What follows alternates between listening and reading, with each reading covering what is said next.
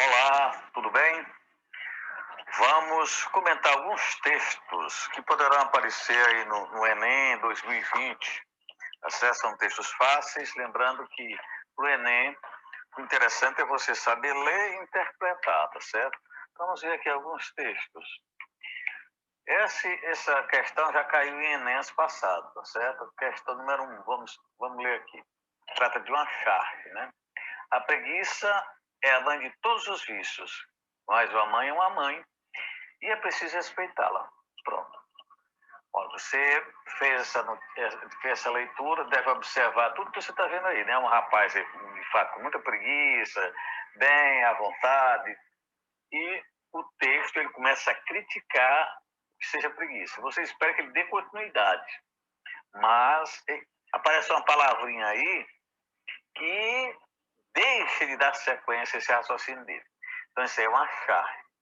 Nessa charge, o recurso morfossintático, que colabora para o efeito de humor, está indicado pelo ou pela. Você deve saber o que é um recurso morfossintático, que é a relação que as palavras exercem dentro do texto, certo? Então, só para curiosidade. Então, o item A diz assim: o emprego de uma oração adversativa que orienta e quebra a expectativa ao final. B. Usa a conjunção aditiva que cria uma relação de causa e efeito entre as ações. A C. Retomada do substantivo mãe, que desfaz a ambiguidade no sentido de atribuídos. O item D. Utilização da forma pronominal lá, que reflete um tratamento formal do filho, uma relação entre a mãe.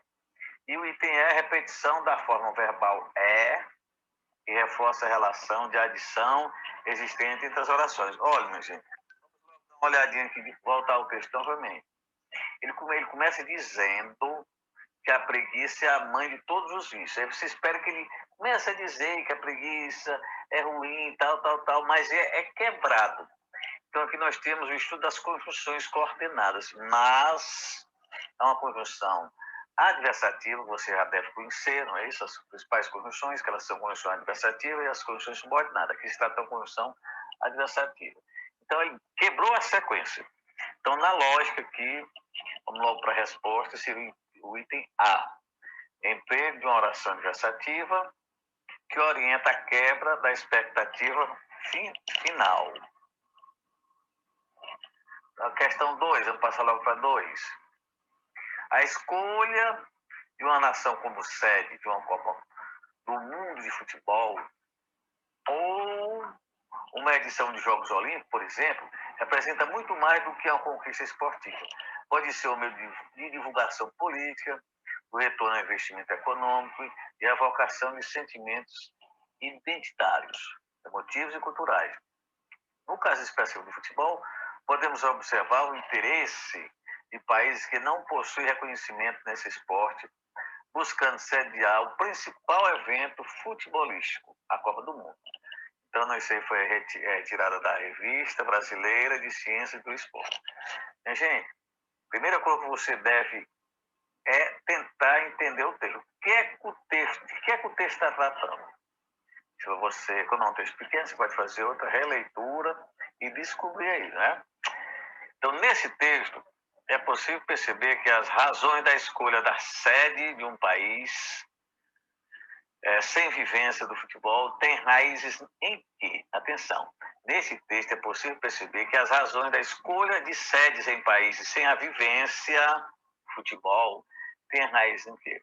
Então, se você atentar para o texto, nós vamos perceber ali, por exemplo, vamos começar novamente, a escolha de uma nação com sede de uma Copa do Mundo de Futebol ou uma edição de Jogos Olímpicos, por exemplo, representa muito mais do que uma conquista esportiva. Pode ser um meio de divulgação política, de retorno de investimento econômico e evocação de sentimentos identitários, emotivos e culturais. Então, com isso já tira a resposta. Não é isso? O item A dizia assim: motivação frequente das regras como mecanismo de socialização. Será? Não é isso?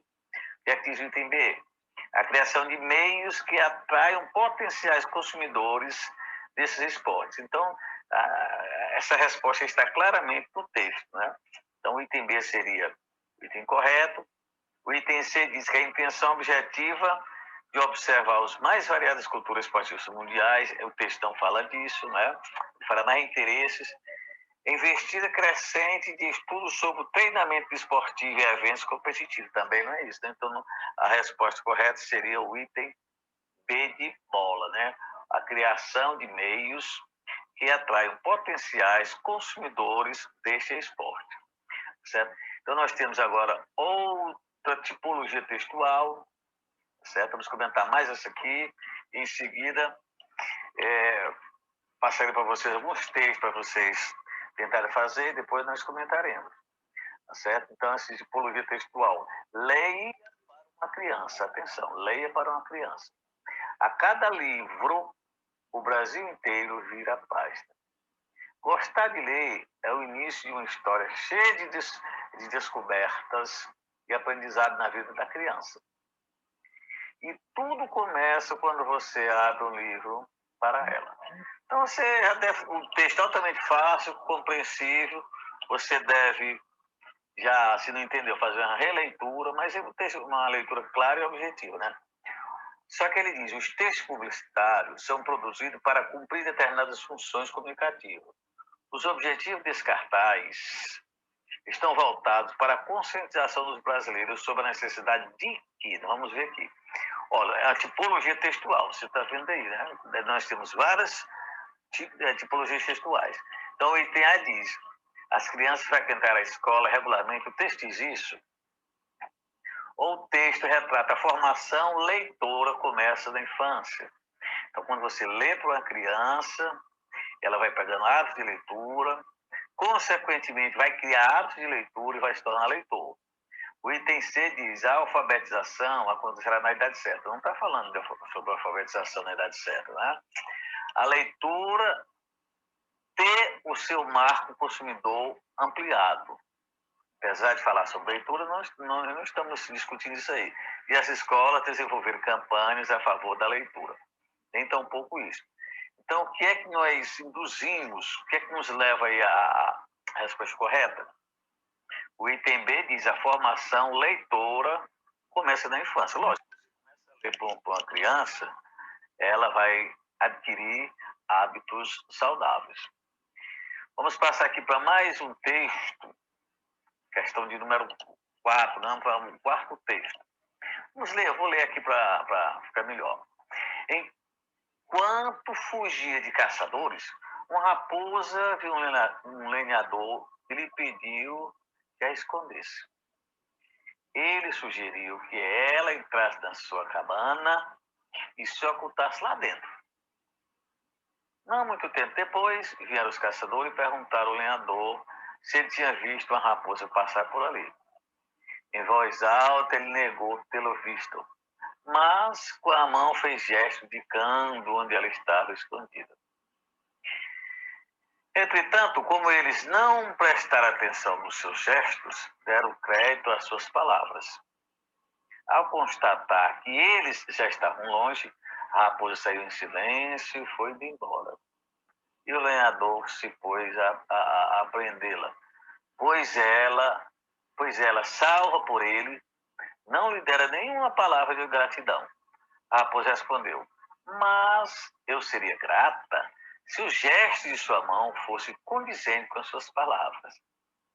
Se trata de uma fábula, né? A moral mais apropriada para fechar a fábula. Você já sabe que é uma tipologia fábula, né? Fábula é aquele que nós temos os animais como principais participantes e nós temos para tirar uma lição de moral mesmo, né? Então, o que é que diz aí o item A?